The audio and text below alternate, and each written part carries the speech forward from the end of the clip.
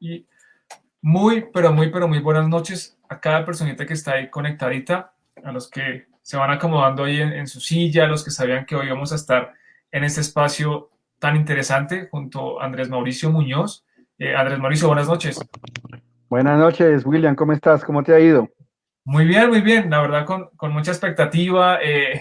Franco, siendo franco, un poco nervioso aquí compartiendo ese espacio contigo, pero feliz, la verdad, de estar aquí. Miércoles 9 p.m. Las personitas se van conectando poco a poco, se van enterando de este momento. Y bueno, cuéntanos, Mauricio, Andrés Mauricio, ¿cómo te gusta que te digan Andrés, Mauricio? No, cualquiera de los dos nombres y me gusta mucho. El de Andrés Mauricio como que lo asocio un poco más con el rol de escritor, como el nombre completo, o sea que Andrés Mauricio está perfecto. Listo, Andrés Mauricio. Bueno, acá pregunta, vamos a ir entrando un poco en la dinámica, vamos a darnos minutos para que las personas se vayan conectando. Por aquí está Angie González, Ángela González, buenas noches, nos está por aquí saludando ya conectadita. Andrés Mauricio, tu nombre, normalmente el nombre nos lo ponen por alguna razón, el papá un nombre, la mamá otro nombre. En mi caso, mi mamá me puso William por un tío que falleció, que se llamaba Guillermo, mi papá Roberto por otro tío que falleció, o sea, tengo dos nombres de dos tíos que murieron. Entonces, ¿cuál es la historia un poco de tu nombre o fue un nombre ahí al azar? ¿Cómo fue? Bueno, lo que yo sé de lo que les he preguntado a ellos, ellos debatieron entre muchos nombres y había uno que les gustaba mucho, no recuerdo exactamente cuál era, pero unos días antes de que yo naciera apareció en Popayán, en donde yo vivía, por ahí un loquito que se llamaba así, entonces le cogieron un poco de fobia y aversión a este nombre, y creo que entre el debate entre ellos, entre proponer un nombre, entender, como que a la hora se decidieron por Andrés Mauricio, pero no hay así algo como muy relevante atrás, ¿no? Y no creo que haya sido un proceso muy traumático, creo que fue una elección más de mi madre, mi papá era un poco más, decir, él no proponía tanto, él más que todo se dejaba guiar por lo que mi mamá indicara en ese tipo de cosas. Bueno, digamos que una historia un poco normal, tranqui, y te sientes cómodo con ese nombre. ¿Cómo te dicen? ¿No tienes como un apodo, sobrenombre, Andresito? Bueno, ¿cómo es el sobrenombre tuyo? ¿O te llaman así, Andrés Mauricio?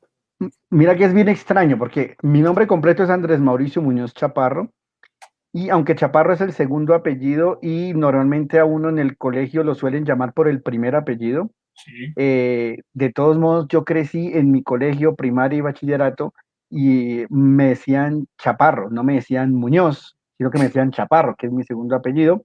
De tal manera que los amigos que tengo de infancia, los que me conocen de esa época, me llaman con la abreviación de Chapa, de Chaparro. Me dicen Chapa, Chapita, no sé qué. Esos son los amigos del colegio, los amigos de la infancia, los amigos de barrio. Después entré a la universidad y cuando entré a la universidad yo era atleta, competía Wow. en las interfacultades, en los interuniversitarios y digamos que como venía muchos años de entrenar atletismo a nivel competitivo en la Liga de Atletismo del Cauca, me iba bien y un compañero en la universidad me puso champion, de tal manera que mis amigos de universidad ni siquiera me conocen por Chaparro, ni por Chapa, ni Chapita, sino que los amigos de universidad me conocen es como champion, ¿ya? De tal manera que yo vine a usar el nombre Andrés Mauricio en toda su dimensión, ya prácticamente en Bogotá, ejerciendo mi vida laboral. Y cuando me convertí en escritor, digamos que ya en ese momento ya asumí el Andrés Mauricio. De resto era o Chapa o Champion. Dios mío, pero qué evolución. Digamos, el nombre no tuvo de pronto una historia tan profunda, pero sí el alias, el apodo, como se dice. Mira toda esa evolución. O sea, ahora te dicen chapa, champion, pero agradable. Digamos que eso también es un Sí, poco sí, sí. de cariño de las personas aquí. Raven Clave 3 dice: Hola, maestro Andrés, te están saludando en esta noche. Hola, un saludo a todos. Un saludo y muchas gracias por conectarse a esta hora, cuando podrían estar en la cama calienticos, o de pronto están en la cama calienticos con el celular ahí escuchando, o sea, uno no sabe.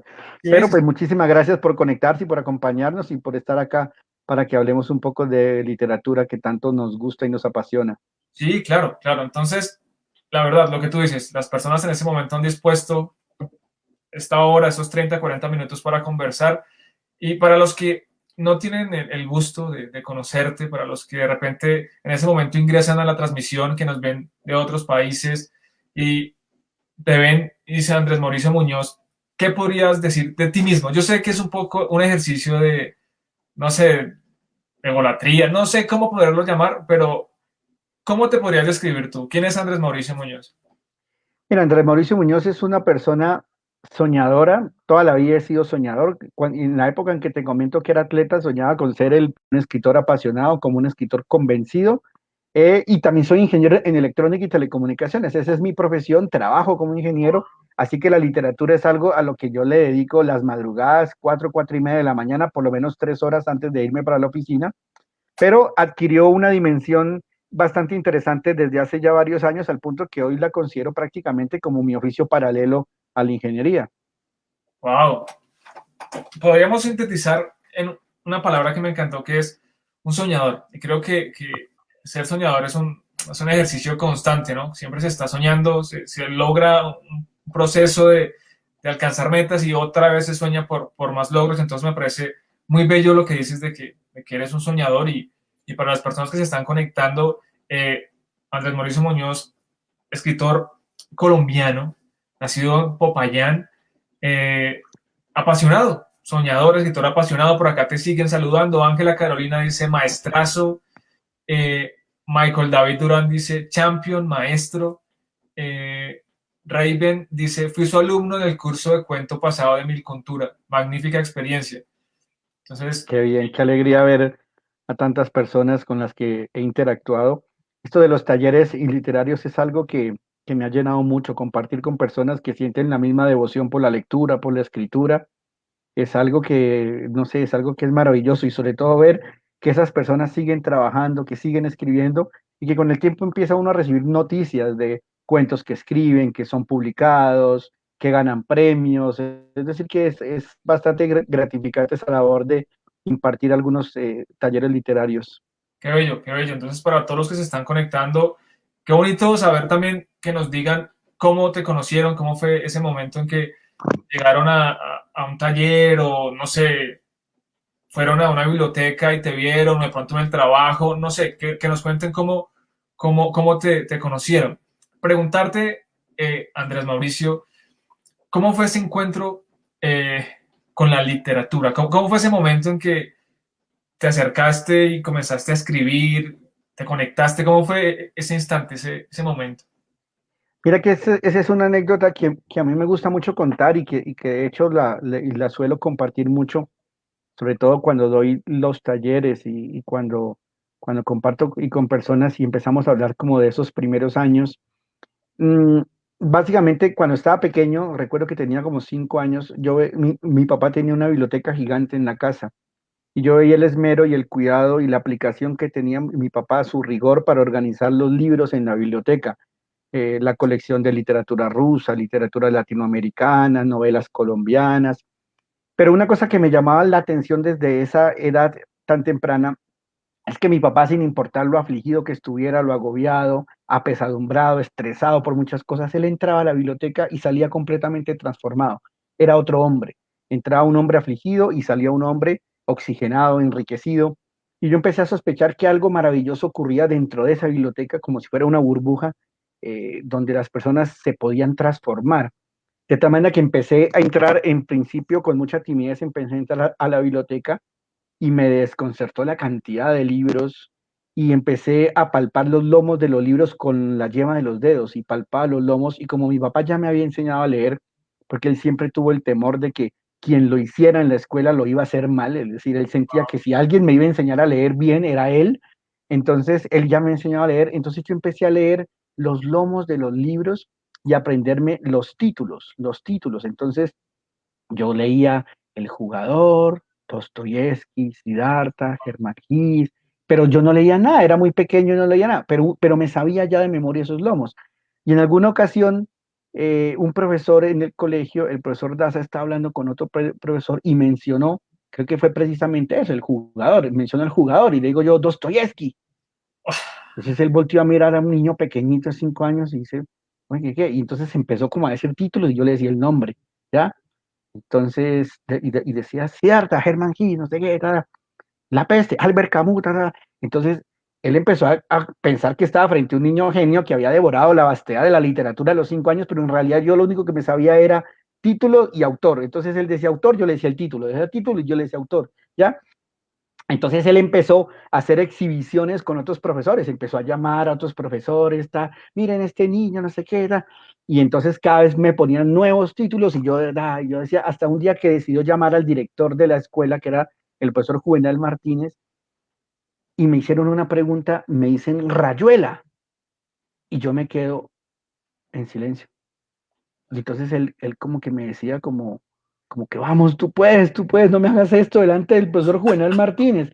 Pero resulta que mi papá la colección de literatura latinoamericana la tenía en la parte de arriba de la biblioteca donde yo no alcanzaba y aunque había un butaquito ahí, a mí me daba miedo caerme, siempre he sido temeroso, muy temeroso. Entonces, claro, yo llegué a la casa y le dije a mi papá, papá, ¿por qué no tenemos Rayuela? Y me dijo, claro que sí, aquí está, y me la mostró. Entonces, esa es la primera experiencia que yo tengo con los libros, que en principio, como te decía, fue una experiencia visual, una experiencia táctil, pero cuando estoy un poco más grande, empiezo ya a leer algunas cosas ya, que eran obviamente cartillas que me da mi papá y para leer, La Isla del Tesoro, me leí un libro que se llamaba Mujercitas también, El Último Mohicano, todas estas, y empiezo a tratar de entender o a tratar de querer asimilar la experiencia de la lectura, pero desde el otro flanco, es decir, siendo yo el creador, siendo yo el que crea un personaje, crea un mundo para ese personaje y lo echa a andar por ese mundo y lo llena de aflicciones y de agobios o de alegrías o de tragedias. Entonces, esa primera experiencia de ser yo el creador, de dibujar un personaje y de dibujar un mundo para él, que creo que fue maravillosa y a partir de ahí yo sentí que quería escribir muchísimo y lo empecé a hacer de manera compulsiva.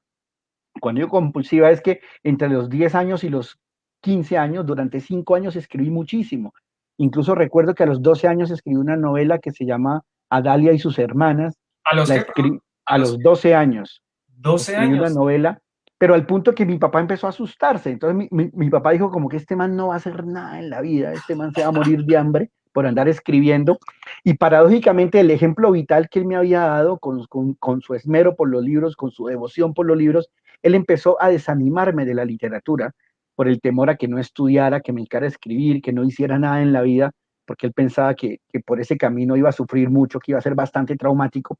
Empezó a decirme la literatura no sirve para nada, las novelas no sirven, lo que sirve es estudiar una carrera, no sé qué. Y como uno está en una época en la que está con muchas distracciones, empiezan a gustarle las mujeres, empiezan los amigos a invitarlo a salir a una fiesta, estaba la posibilidad de escoger una carrera. Entonces, digamos que entre los 15 años dejé la literatura por completo y la dejé durante 13 años. Hasta los 28 años no escribí una sola línea, pero ese hecho de no escribir una sola línea empezó a configurar dentro de mí una suerte de desasosiego que me abatía. En algunas ocasiones me abatía porque yo decía, ¿qué habría sido de mí si me dedico a la literatura? Yo quise ser escritor, me la pasaba repitiendo eso. Entonces, algo no articulaba bien. A mí me iba bien en la universidad, sacaba buenas notas, entrenaba atletismo, ganaba medallas, tenía amigos, tenía amigas, pero había algo que no encajaba en mi vida y es qué habría sido de mí si me dedico a la literatura. Y casualmente un día que tomaba unas copas de vino con mi novia, que hoy es mi esposa a los 28 años, hoy tengo 45, es decir, eso fue hace 17 años, sin que nada lo trajera a colación, yo le dije a ella algo así como, yo quise ser escritor y se lo dije completamente entristecido, completamente, y ella me dijo como que, ¿por qué me está diciendo eso? Y yo le dije, ¿qué habría sido de mí si me dedico a la literatura? Y ella me dijo algo que es muy sabio, ella me dijo, y usted, no, me dijo, escriba primero. Yo le dije, no, ya estoy muy viejo, pero me dijo, pero si tiene 28 años. Yo le dije, por eso. Entonces, ella me dijo, y usted va a llegar a los 30, a los 35, 40, 50 años con la misma pregunta y no va a tener respuesta. Wow. Escriba y usted mismo se lo responde. Ah, ¿qué habría sido? Pues fue esto, pasó esto. Y a partir de ese momento es en el que yo decido que la literatura tiene que ser importante en mi vida, pero lo primero que descubro y es, bueno, pero soy un ingeniero que tiene que trabajar todos los días, que tiene que estar en una oficina a las 8 y que tiene que rezar a las 6 de la tarde de esa oficina. ¿a qué horas voy a ser ingeniero? ¿A qué horas voy a ser escritor? Entonces claro. ahí es cuando he decidido empezar a madrugar y instaurar una disciplina que más que disciplina es todo un régimen que me impongo para evitar que el ingeniero devore al escritor, para hacer que el escritor antes gane terreno y devore al ingeniero. Entonces, procuro escribir 3 horas diarias a esa hora en madrugado y cuando no lo hago siento que pierdo terreno. Es decir, la manera como yo encuentro para mantenerme vigente en la literatura, para que el escritor sobreviva dentro de esa cotidianidad, es esa disciplina. Y eso lo he venido haciendo pues desde hace 17 años y bueno, pues afortunadamente, al menos como yo lo veo, pues siento que las cosas se han ido dando de una manera satisfactoria. ¿Sabes qué me parece impactante? Cómo todo tuvo un origen por la influencia de tu papá, por la Ujú, biblioteca, por que los libros estaban próximos a ti. Y ujú, eso me parece importante porque eh, nosotros, no sé, no todos tuvimos la fortuna de crecer en un lugar que tuviera una biblioteca grande o ujú. un lugar para leer, ¿sí? Entonces, importante como eso fue una pequeña semilla ahí lanzada, tocando tú los libros, ese vínculo, y mira dónde vas, ¿sí? Me parece muy fuerte lo que dices también de que te has puesto un rigor para que el ingeniero no devore a, al escritor. Entonces es interesante también esa batalla, esa lucha, porque tú deseas mantener como un poco equilibrada la balanza, pero en verdad que me impactó mucho el origen, y es muy bello saberlo porque puede decirse que los libros te encontraron a ti, tú no los estabas buscando, ellos estaban ahí y te encontraron, y curioso lo que decías también de los nombres de los libros, que tú sabías los nombres y claro, comenzaron a pensar que tú eras un genio que estaba frente a una persona súper dotada por tu edad, y mira que eso también comenzó a generar un crecimiento muy bello. La verdad que me parece una historia interesante y creo que tu papá fue fundamental, aunque al principio, como tú dices, qué curioso, te puso la semilla de aprender a leer y luego se enfrentó a eso, diciendo como, no, no, no, no, espere. Eso de escribir, eso de, no, no, no, no, eso, ¿para qué? Usted no va a vivir de eso. Qué curioso como al principio te apoya enseñándote a leer. Es como que te dio el hacha y cuando te vio cortando el árbol te dijo como, hey, no, no, no, no, Andresito, sí, muy lindo lo de sí, pero qué curioso, ¿no? Qué curioso que eso, o sea, me pareció también muy interesante eso que tú cuentas. No, y además que me dijo una cosa que me parece a mí que está revestida de una gran sabiduría, y él me dijo cuando estaba en el proceso de escoger carrera, y él sabía que yo estaba triste por el hecho de no seguir escribiendo, y pues además porque él me dijo que no me iba a dejar estudiar literatura, él me dijo, mire, si usted de verdad quiere ser escritor, usted va a encontrar el tiempo y el espacio para hacerlo. Y si usted no encuentra el tiempo y el espacio para hacerlo, es que de verdad usted no era escritor, ¿ya? Entonces, eso para mí fue fundamental. Y cuando yo retomé la literatura a los 28 años, lo primero que dije fue, en verdad, sí, soy un escritor, porque encontré el tiempo y encontré el espacio para hacerlo. Qué lindo, qué lindo. Mira, aquí Mm. las personas siguen comentando. Aquí tenemos a Ángela que dice, qué anécdota tan bonita. Un juego memorístico, casi como una lotería literaria, dice. Raven comenta, maestro, encuentro dificultad para escribir un cuento largo, digamos 20 o 25 páginas. ¿Cómo se logra hacerlo con fluidez, el entendido de que la historia lo amerite? Viviana nos dice, saludos desde Barranquilla. Estas preguntitas que nos está dejando Raven, las podemos responder más adelantico en un espacio Vale. para ir Ujú. desarrollándolas. Nos saluda Viviana Vanegas desde Barranquilla. Hola, Viviana. Por acá también está Nelson. Viviana dice, todo se puede volver un distractor, un devorador de tiempo y también todo puede volverse una motivación. Sí, sí, de acuerdo. De acuerdo contigo. ¿Qué opinas tú de lo que dice Viviana, Andrés? Sí, de acuerdo. Es decir, cuando uno quiere hacer las cosas, es fácil encontrar motivación para hacerlas, ¿ya? Y también es paradójico que, es decir, si uno quiere hacer algo, encuentra motivaciones para, pero también es paradójico que a veces uno siente que la sociedad confabula para que las cosas no sean así. Y ahí es donde es lo que ella menciona y de los distractores. Cuando uno está decidido a hacer algo, en ese momento aparece la reunión de trabajo o aparece un conflicto familiar o cosas así que empiezan como a acercarte. Es como si te pusieran pequeñas trampitas, zancadillas.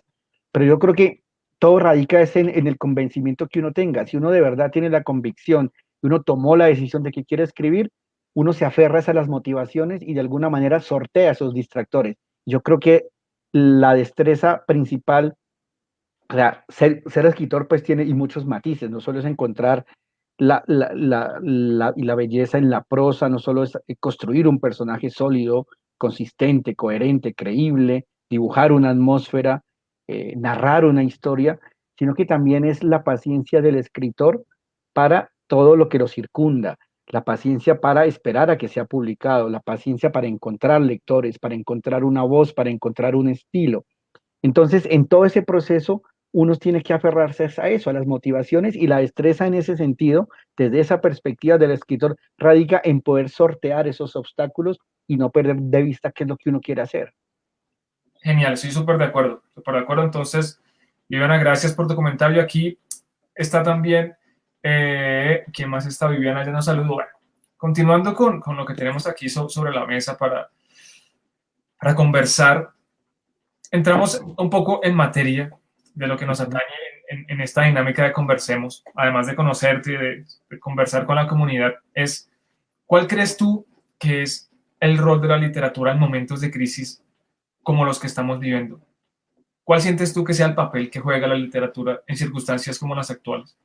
Bueno, mira que yo ahí entro un poco en contradicción con una serie de planteamientos que yo mismo sostengo cuando hablo de este tipo de cosas, pero que cuando los empiezo a analizar como ya siendo meticuloso en el análisis y en los racionales que hay atrás y de eso, pues me doy cuenta que esa contradicción en realidad no lo es tanto.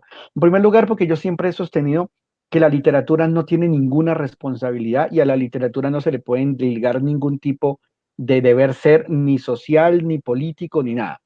Sin embargo, eh, cuando la literatura ya está hecha, sin que le endilguen esa responsabilidad, cuando está hecha, cuando se abre un camino para ella, cuando empieza a transitar una serie de caminos y llegar a lectores, ahí sí empieza a cumplir una función, ¿ya?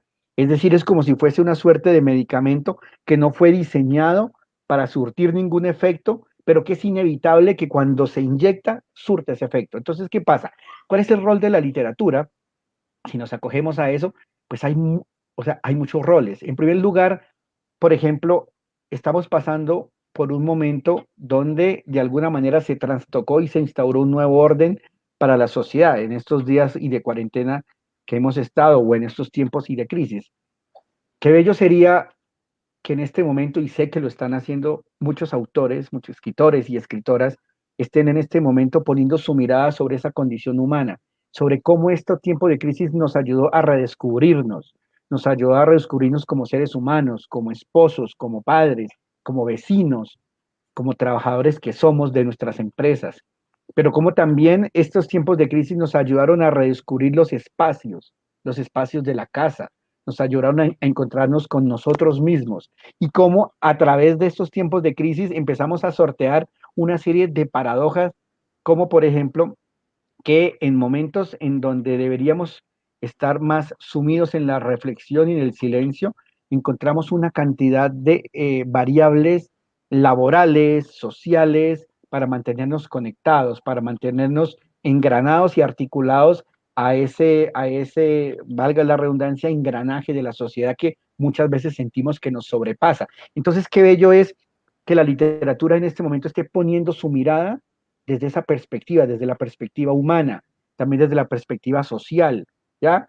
La novela que mencionaba hace un momento, la novela de Albert Camus, La peste, es una novela que puso su mirada sobre la población de Orán, es una novela que es más o menos, no recuerdo el año exacto, pero sé que es antes de 1950, pero también habla de cómo se redescubrieron los temas de la solidaridad, los temas de la condición humana a raíz de una peste que estaba acechando a una población. Entonces yo creo que el rol de la literatura en estos momentos es muy similar al rol de cualquier arte y es encontrar mecanismos de comprensión y encontrar mecanismos de expresión. A mí me gusta mucho la literatura cuando la literatura opera como un mecanismo de comprensión, como la posibilidad de poner en blanco las cosas y entendernos más.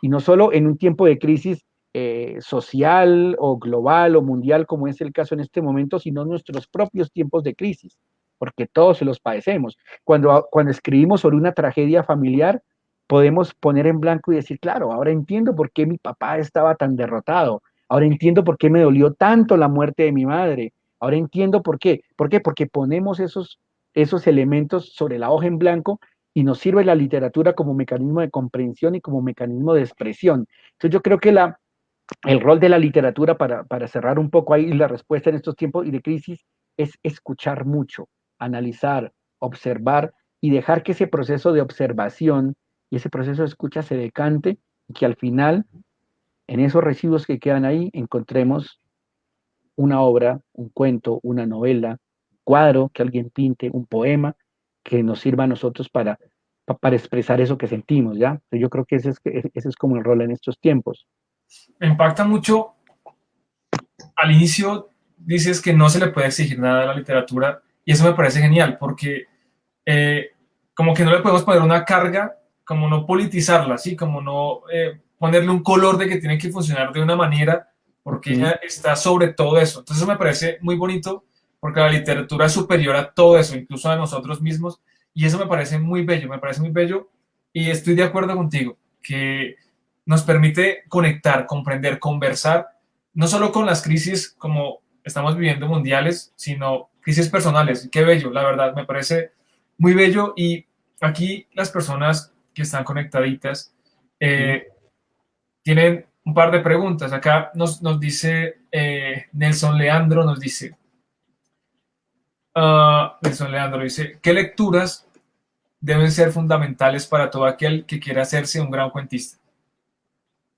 Bueno, mira, hay cuentistas que para mí son todo un referente, ¿ya? Para mí son todo un referente y pues debo y comenzar uno que siempre cito porque para mí fue fundamental, un cuentista peruano, Julio Ramón Ribeiro, que para mí es de los grandes cuentistas de lengua castellana de todo el siglo XX, ¿ya?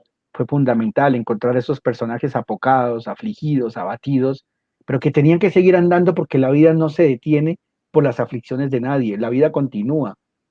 Es decir, que esos personajes se ven abocados a hacerle frente a una serie de tragedias de todo tipo, ¿ya? También fue fundamental un cuentista como Raymond Carver, que nos presenta esa cotidianidad, ¿no? Esa cotidianidad y esos vericuetos de la cotidianidad donde muchas veces nos perdemos, esa cotidianidad que a veces no nos permite advertir las grietas o las fisuras de nuestra vida, pero que en algún momento se advierte la grieta y uno dice, oiga, sí, ¿qué pasó con esto? ¿Por qué no he podido perdonar a mi madre? ¿Por qué no he podido esto? ¿Por qué no he podido ser el artista que he querido ser? ¿Por qué no seguí en el deporte, ya? Entonces, y Raymond Carver fue fundamental. Pero cuando uno mira, por ejemplo, llegué a cuentistas hace muy poco que también se han convertido fundamentales para mí, una cuentista como Alice Munro, que me parece que es grandiosa, que es fenomenal, una cuentista como Lucía Berlin, que también, y me parece fue un gran redescubrimiento que hizo la literatura. Pues digamos que esos cuentistas a mí me parecen fundamentales, pero si tuviera que quedarme, no sé, de todos estos y que he mencionado, pues quizá me quedaría con Julio Ramón Ribeiro y con Alice Munro, ¿ya? Ok, genial, genial. Ahí respondiendo, Andrés Mauricio, a la pregunta de Nelson Leandro. Tenemos acá eh, una pregunta de Raven Clave 3. Él nos decía que encuentra dificultad en escribir un cuento largo, de 20 o Ujú. 25 páginas, y él le está preguntando cómo se logra hacerlo con fluidez en el entendido de que la historia lo amerite. Bueno, mira, primero voy a comenzar y contando cómo ha sido y mi proceso y con el cuento. Cuando los primeros cuentos que yo escribí, que son del libro Desasosiegos Menores y después del libro Un lugar para que rece Adela, eran, bueno, en primer lugar, Desasosiegos Menores eran cuentos que si uno los mira en extensión, eran cuentos de 10 o 12 páginas. Y en promedio, sin que yo me lo propusiera, cuando iba llegando a las 9, 10, 11, 12 páginas, yo sentía que la historia se terminaba de cerrar, que se configuraba y que ya no tenía sentido extenderla. Después, para Un lugar para que rece Adela, de manera inconsciente también los cuentos se extendieron un poquito, pero no mucho, un poquito.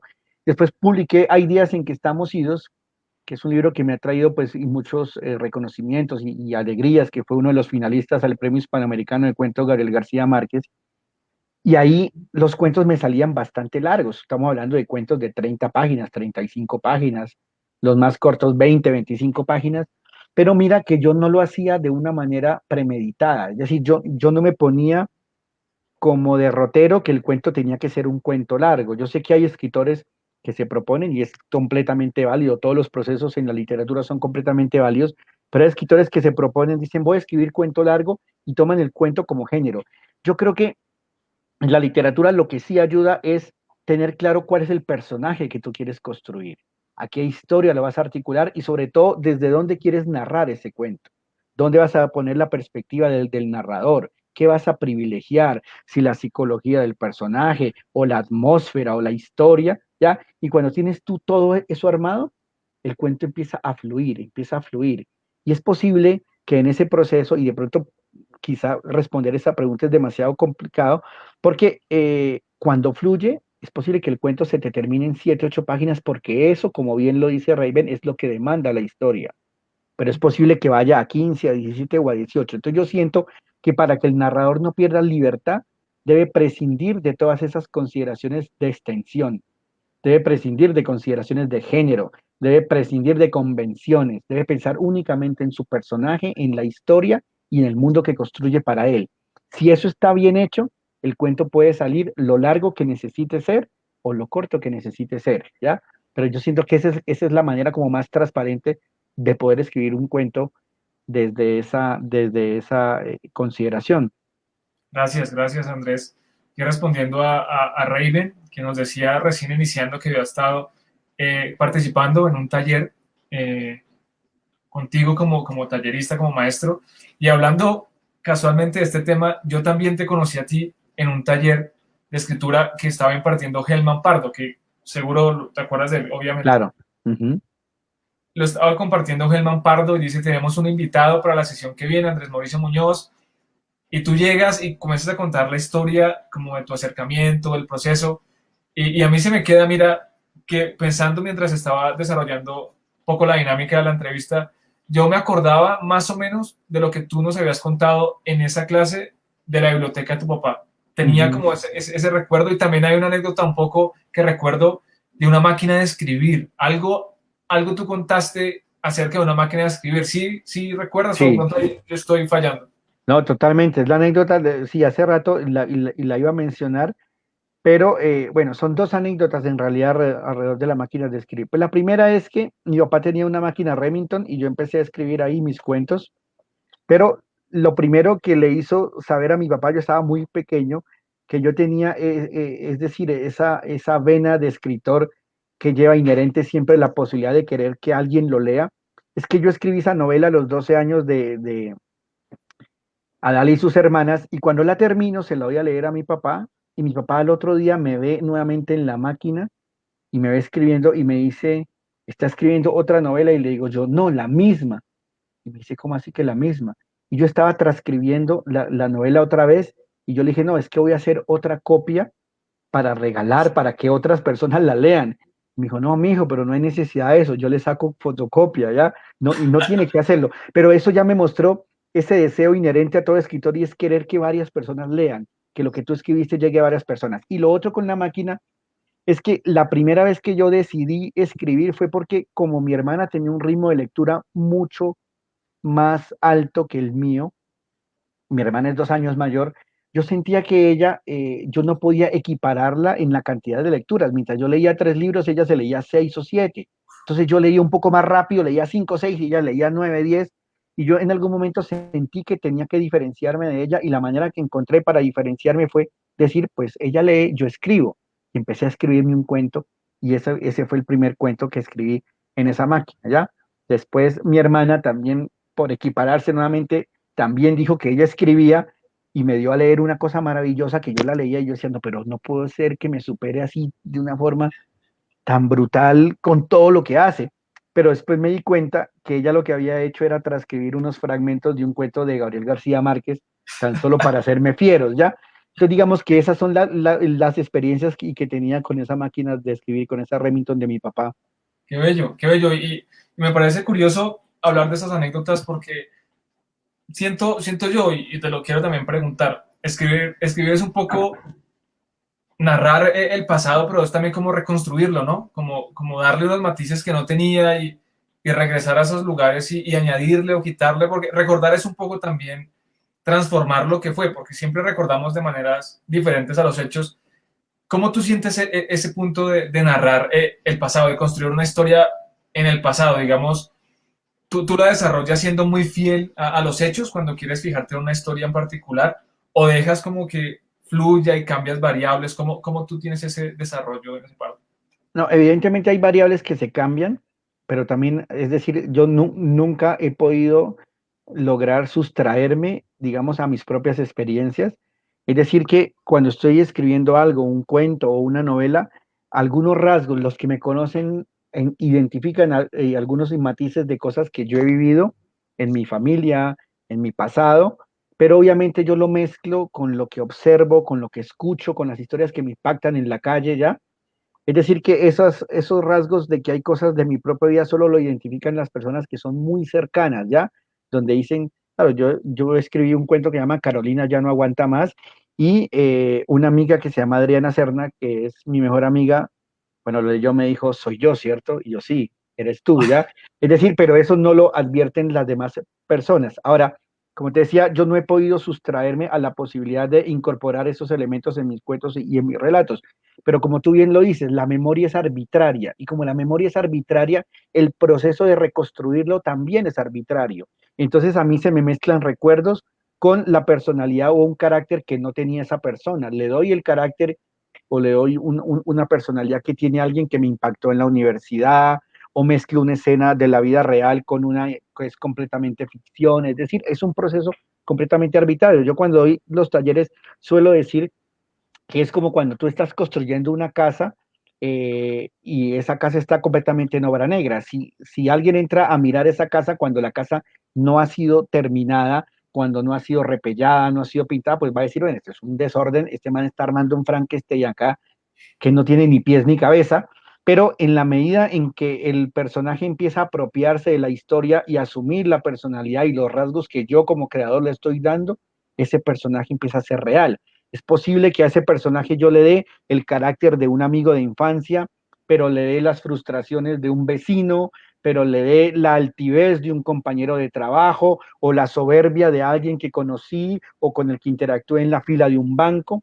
Y al comienzo, claro, ese personaje parece un Frankenstein, pero en la medida que él se apropia de esos rasgos, ya no es la soberbia del tipo de la fila, ya no es el carácter de mi amigo de infancia, sino que es su carácter, su soberbia, y ya configuran ese personaje. Y es así como se puede llegar o se logra construir y crear personajes creíbles, consistentes y coherentes.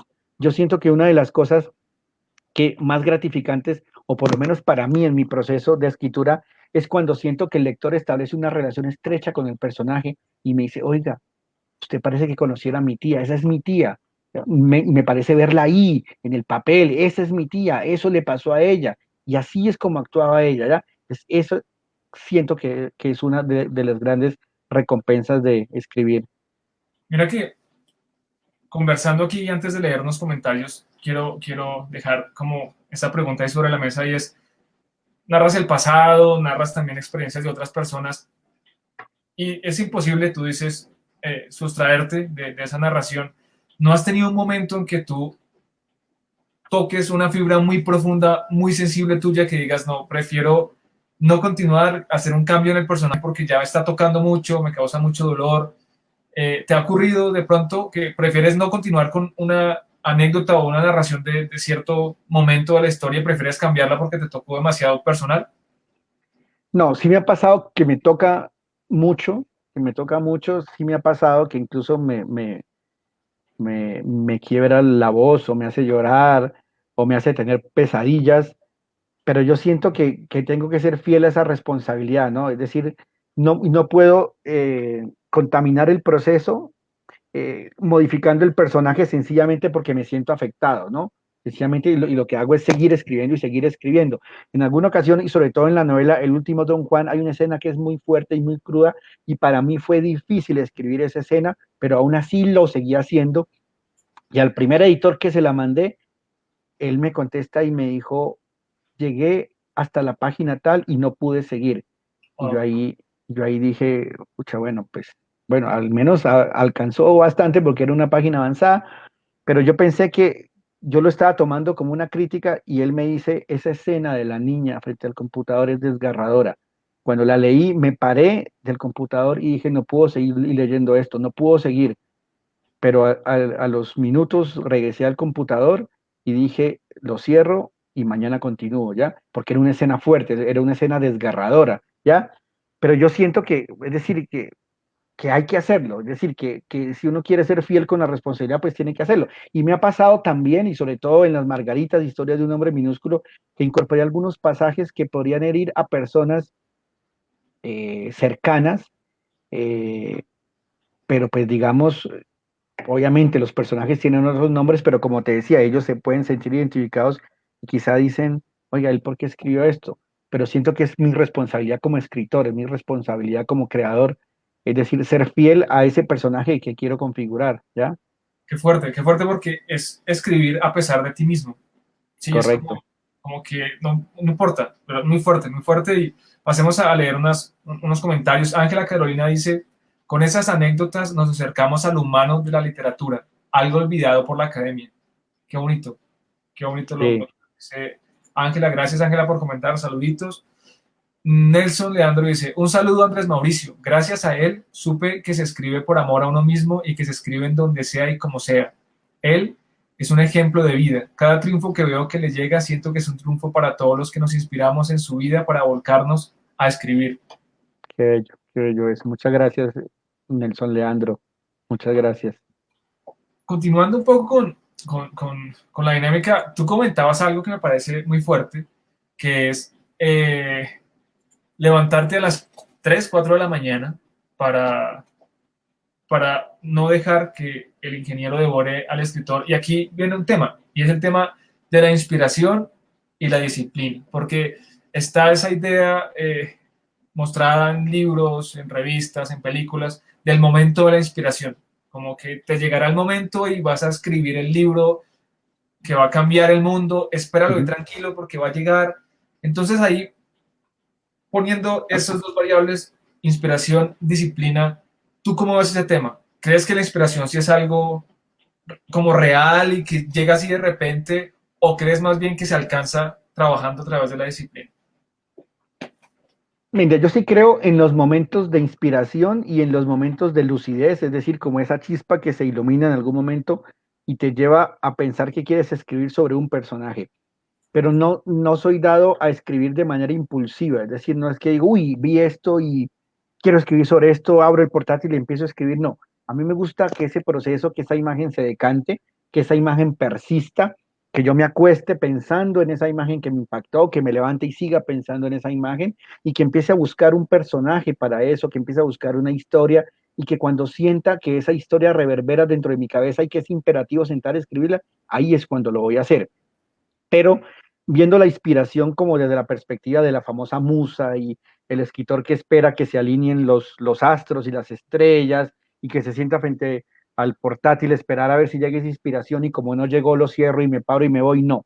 Es decir, yo soy muy malo para la referencia, siempre lo digo, pero alguien y decía que la inspiración o que la musa llegue y que nos encuentre trabajando. Es decir, si llega, llegará en algún momento, pero que cuando llegue uno incluso pueda decirle como que dame un segundo, redondeo este párrafo y te atiendo, ¿ya? Es decir, que esa inspiración llegue, pero que estemos ahí y que estemos trabajando. Es decir, eh, yo creo que la disciplina es fundamental, la disciplina es fundamental. Yo no concibo un escritor que de verdad, es decir, que de verdad quiera ir creciendo en su proceso, madurando en su proceso, que no se aferre a una disciplina, tiene que aferrarse a una disciplina, ¿ya?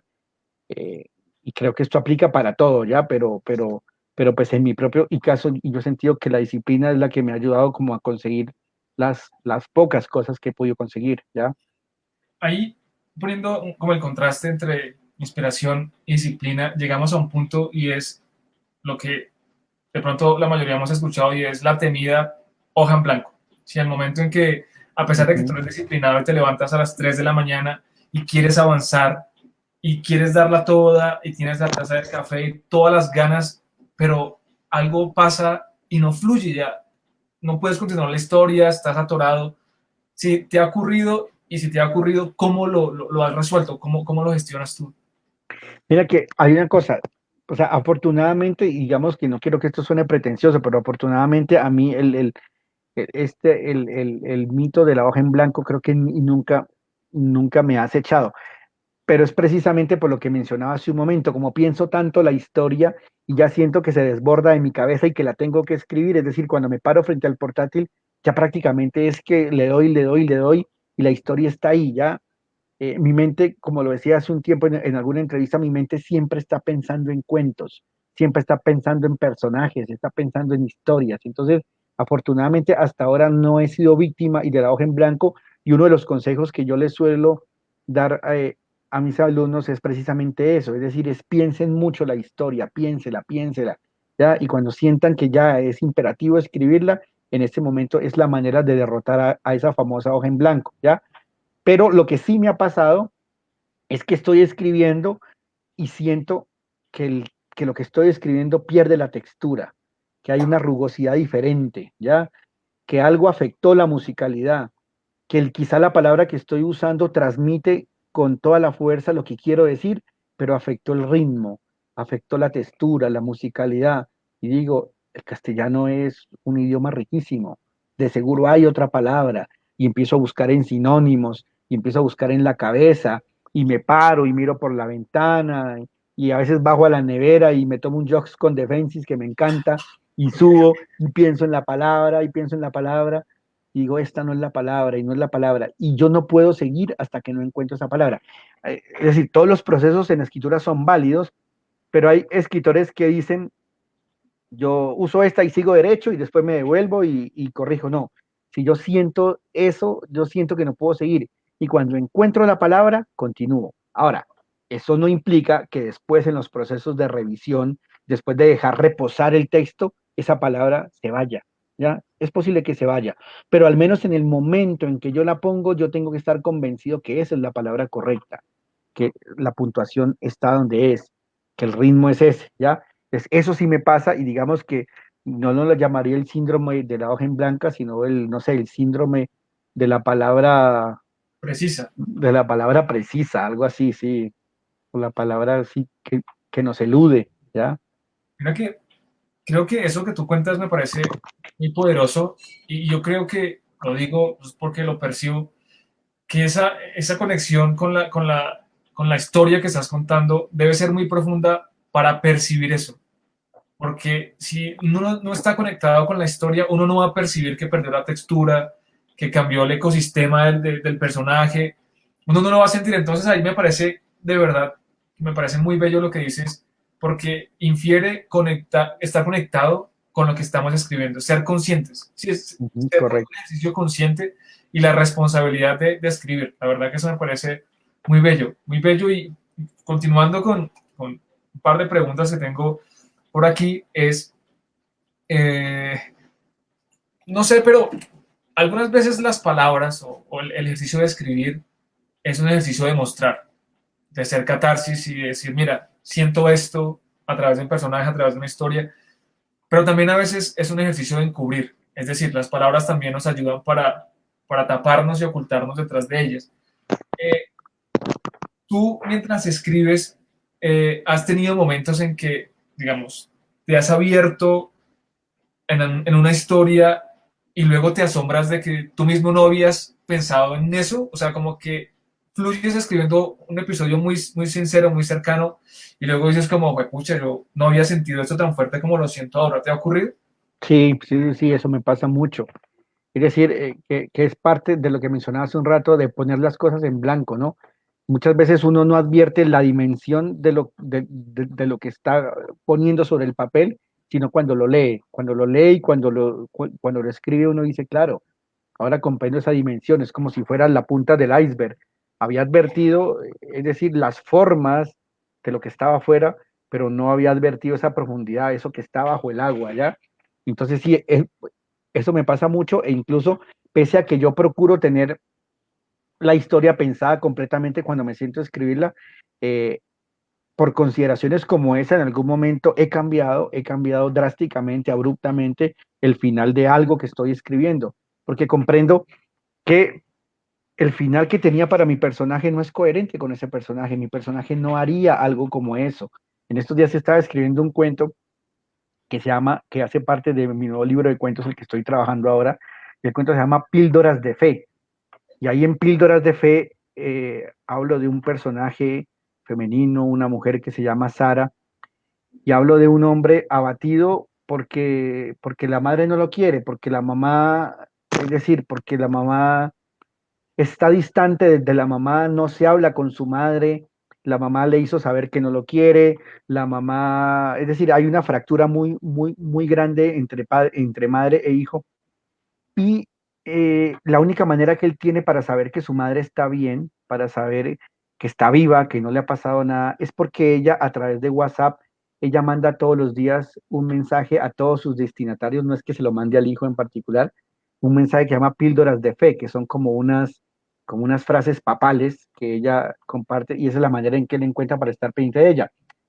Y en ese cuento yo tenía el final completamente identificado, pero cuando voy hacia el final digo, Sara, que es el otro personaje, Sara no es así. Sarita, el personaje, no puede hacer algo como eso. Es decir, ese final no va a ser verosímil porque no es así. Y no es así sencillamente porque lo que ella ha vivido a lo largo de su vida no da para que caiga en un episodio como ese. Y cambié el final abruptamente por eso. Entonces, sí me ha pasado que en ese proceso descubro algo, advierto algo, y ese proceso de descubrirlo y de advertirlo, pues hace que cambie abruptamente el final de lo que estoy escribiendo. Qué bello, qué genial de verdad.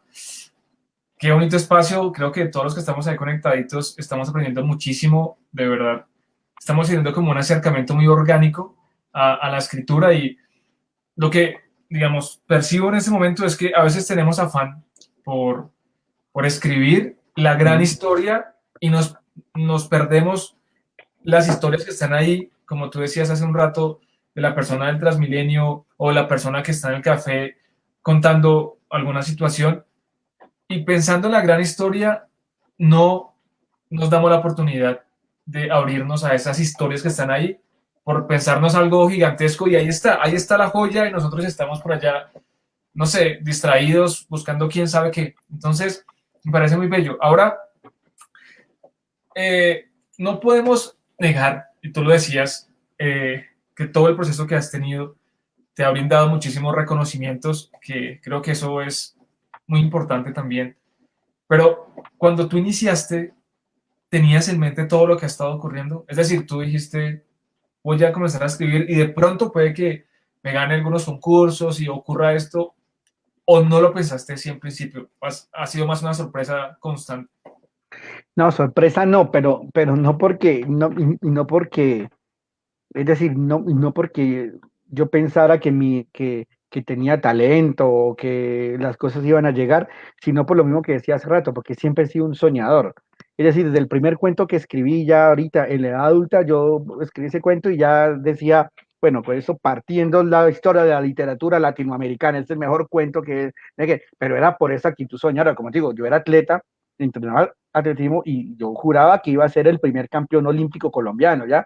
Es decir, es decir, no ha sido sorpresa desde la perspectiva de que yo desde que empecé a escribir quería claro que quería cosas grandes en la literatura, quería claro que quería trascender en la literatura, que quería trascender a otros tiempos. Yo leí en algún momento en una novela de Javier Cercas, ya no recuerdo cuál, así en Soldados de Salamina, que dice que un hombre muere, no, que un hombre no muere cuando muere, sino cuando se muere la última persona que se acordaba de él, ¿ya? Oh, hermoso. Y para mí la literatura es esa posibilidad, la posibilidad de trascender. Es decir, que desde que yo empecé a escribir, ya pensé escribir en la posibilidad de trascender a otros tiempos, de trascender a otras geografías, ¿ya? Claro, si yo ya lo miro desprovisto de esa capacidad soñadora y desprovisto y de todos esos aditivos que me da el soñar despierto, claro, cuando digo, oiga, he ganado estos premios nacionales, he conseguido llegar a una editorial maravillosa como lo es Editorial Planeta, a un sello prestigioso, llegar a muchos lectores, cuando le quito esos aditivos de ese hombre soñador, digo, pucha, o sea, chévere lo que he conseguido, me gusta y quiero seguir consiguiendo nuevas cosas, quiero llegar a otras fronteras, a ciertas geografías. Pero eso es cuando lo miro así, pero desde que yo empecé a escribir, digamos que ya soñaba con una cantidad de cosas, pues que yo nunca menciono, pues de lo absurdas que son, ¿ya?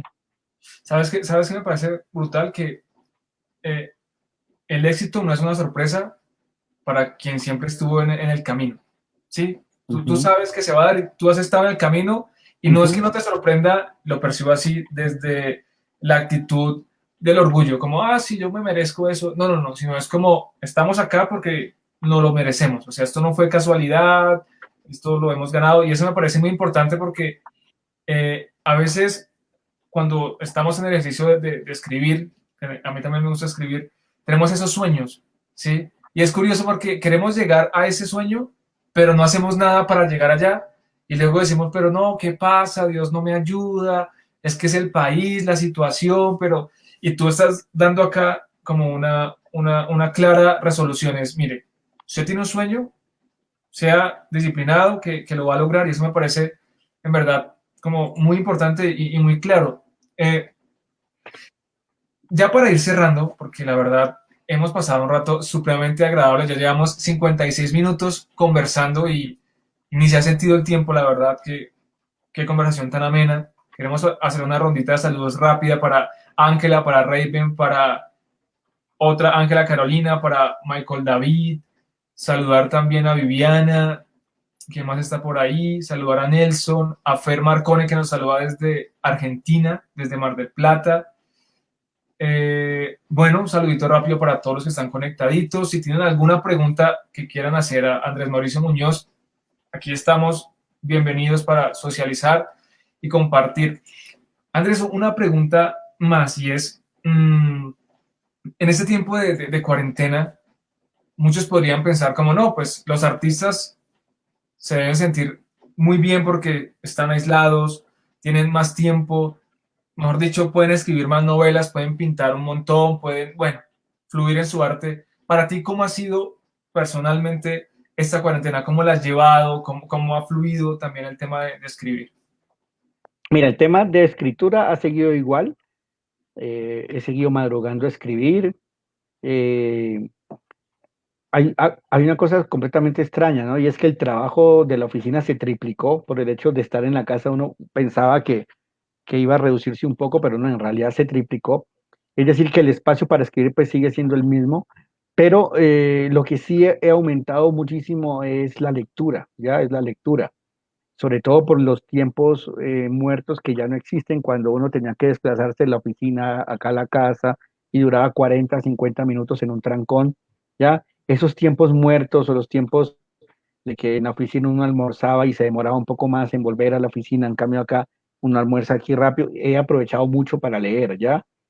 Pues claro, también para estar con mi esposa, para estar con mis hijos, pero no sé, me estoy acostando más tarde y de lo normal y estoy leyendo más. Entonces, yo creo que bajo esa y perspectiva sí, pero también he pensado muchísimo, ¿no? O sea, es decir, esta situación que estamos pasando pues me ha llevado a analizar una cantidad de cosas que no había pensado pues sobre la condición humana, sobre la sociedad, sobre una cantidad de cosas que pues yo siento que en algún momento esas ideas y esas reflexiones pues esperaría que se decanten, esperaría que estén un poco más desarrolladas para escribir sobre ellas. De todos modos, yo ya escribí un cuento sobre estos tiempos y de pandemia que como digo va a ser parte de mi próximo libro de cuentos, pero, pero sí, yo creo que en términos generales y se ha mantenido la rutina, excepto que he tenido tiempo para pensar más y para leer más.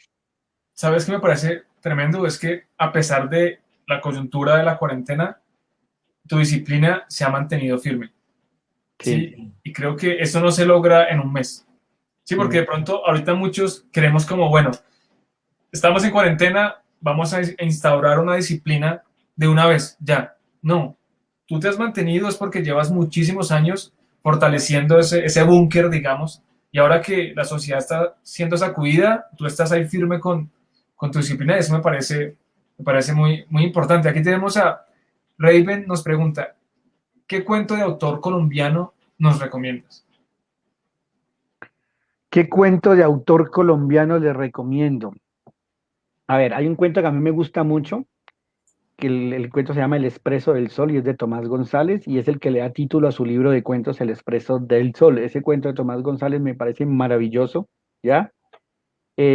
Hay otro cuento que es un cuento clásico en la literatura que se llama Que pase el aserrador de Jesús del Corral, ¿ya?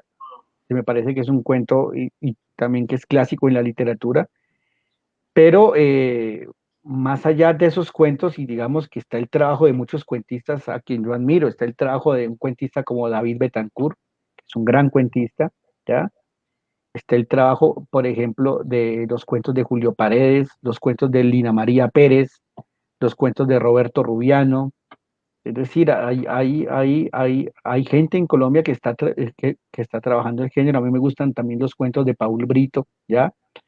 Entonces, sí, está el trabajo pues de mucha gente. Recuerdo a otro, a Gerardo Ferro también y me parece un gran cuentista, Beto el Bonilla, ¿ya? Es decir, hay una cantidad y de gente y trabajando. Pero pues si hablamos ya de esos cuentos que digamos que han logrado ya posicionarse y de autores pues más consagrados, pues digamos que me quedaría con los cuentos de Julio Paredes, de Lina María Pérez y con el que te menciono del Expreso del Sol de Tomás González. Oye, qué fuerte porque todo lo que tú nos hablas en cuanto a autores, bueno, en general, en este momento, en cuanto a autores, también abre muchísimo el panorama para visibilizar algunos que de repente no teníamos ahí en el radar y nos dices como, mira, importante que lo tengamos ahí presente. Andrés, ya para ir cerrando, tengo dos preguntas ya para cerrar. Eh, una anécdota entre escritores que tú recuerdes que se te quedó. De pronto, una conversación con un escritor o con un fan tuyo, una anécdota que tú digas, mira, en esta ocasión me sucedió esto y eso no lo he olvidado. Una de tantas, por favor. Mira, no, no es con ningún fan en particular, eh, no es sino con como 100 fans que había, pero no eran fan en realidad.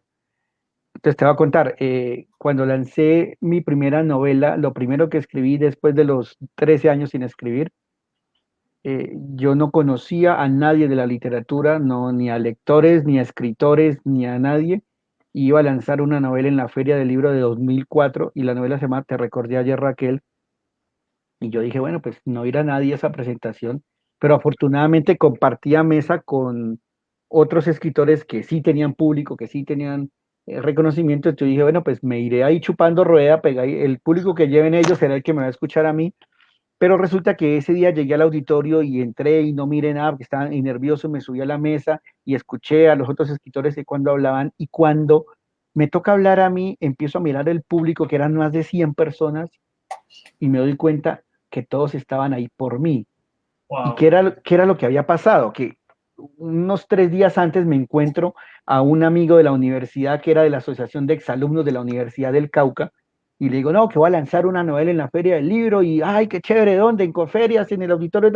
Y ese man mandó el correo a toda la lista de exalumnos de la facultad y de la universidad y los que estaban ahí eran compañeros de universidad, compañeros de facultad, no sé cuánto que estaban ahí.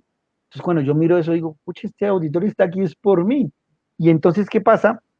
Que pese a que los otros autores tenían más reconocimiento, cuando se hace la firma de libros, los veo con 2, 3 personas firmando libros y yo tenía una fila de gente grandísima, pero todos eran amigos, compañeros de la universidad y todo eso. Y fue tanto el alboroto que incluso gente que pasaba por ahí se entraron a asomar de puros curiosos pensando que quizá yo era un autor famoso, ¿qué?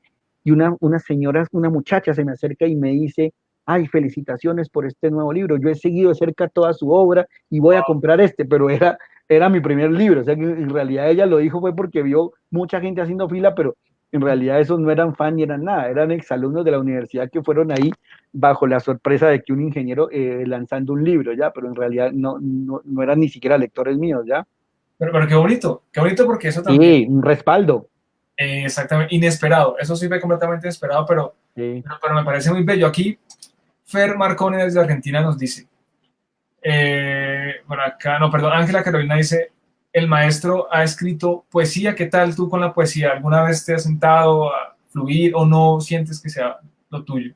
Mira, una vez fui con mi esposa a las cataratas de Iguazú, ¿ya? En Argentina, y era tan bello ese paisaje y era tan imponente la naturaleza y me sentía tan minúsculo en medio de la solemnidad y es decir, y la grandeza de la naturaleza, que por esa única vez me sentí, es decir, abocado a sentarme a escribir un poema y lo escribí y sentí que me quedó maravilloso, así como con ese soñador que también decía, no, este gran poema, se lo iba a leer a mi esposa y mi esposa empezó a reírse y se carcajeaba y todo eso. Y ahí dije, la poesía no es lo mío, o sea, esto no es, y no, es el único poema que he escrito, pero de resto no, yo creo que la poesía tiene, yo no concibo un narrador que no lea poesía, ¿ya? Pero sí concibo un narrador que no escriba poesía. Yo soy un narrador que no escribe poesía. La poesía tiene unos códigos y unas convenciones que digamos que se escapan a mis posibilidades creativas, ¿ya? Yo le decía el otro día a un poeta que hay aquí en Colombia, un buen poeta que se llama Alejandro González, yo le decía que el símil que yo hago entre la narrativa y la poesía es que el poeta está en el corazón y en la belleza de la imagen y está adentro, allá, y por momentos sale al exterior a mirar y vuelve allá. Ahí reside él, mientras que el narrador está afuera narrando desde la periferia, narra todo lo que ve y por momentos entra al corazón de las cosas, se queda ahí un momento y sale porque no reside ahí ya. Yo siento que la poesía tiene unas convenciones y unos códigos en los que no me siento capaz de crear, pero respeto muchísimo a los que hacen poesía y los admiro muchísimo. Claro, claro, pero muy graciosa la anécdota y qué franqueza la de tu esposa. Y qué bonito también eso, porque no te dijo como no, qué poema, sino que pues su risa fue la respuesta Sí. más franca. Me parece genial. Tenemos aquí en nuestra transmisión, hemos dispuesto dos enlaces desde los cuales todas las personas que están conectaditas ahorita y las que van a ver la transmisión luego de que quede en el perfil, en la página de Litéfilos, tenemos ahí los enlaces para que puedan descargar tus libros. Cuéntanos un poco de este último libro que tú nos contabas hace un rato, que le diste como un tinte un poco de la problemática del machismo, de todo lo que está ocurriendo. Cuéntanos un poco de ese último libro que tienes ahí recién publicado. Vale, listo. Entonces, mira, sí, y los enlaces que mencionas que estás compartiendo son los enlaces que apuntan, en primer lugar, a esta novela, Las Margaritas, Historia de un hombre minúsculo, y es el enlace que apunta a Hay días en que estamos idos, mi libro de cuentos. Y ahí lo pueden y descargar en formato de ebook, y eso es una página que apunta directamente a la editorial Planeta. Esta novela es una novela que yo escribí, y yo siempre he dicho que una de mis obsesiones como escritor es algo que he llamado los agobios contemporáneos, ¿ya? Y es como la contemporaneidad ha instaurado nuevos códigos, nuevas dinámicas, ¿ya? Que nos transforma y de alguna manera en la sociedad. Entonces, siendo fiel a esa obsesión de los agobios contemporáneos, un tema que a mí siempre me ha llamado la atención es ese desencuentro que hay en la sociedad en torno a los temas del feminismo, esa incapacidad de muchos hombres de comprender exactamente de qué se trata el feminismo, ese creer que el feminismo es una construcción, no, ese creer que el machismo es una construcción del feminismo y no darse cuenta que el machismo es una realidad apabullante que está ahí. Entonces, aunque obviamente no son polos opuestos, es decir, el machismo no es eh, la antítesis del feminismo ni nada de esas cosas, sí encuentro, es decir, lo mismo otra vez, valga la redundancia, un desencuentro en la sociedad entre la postura feminista y la postura machista.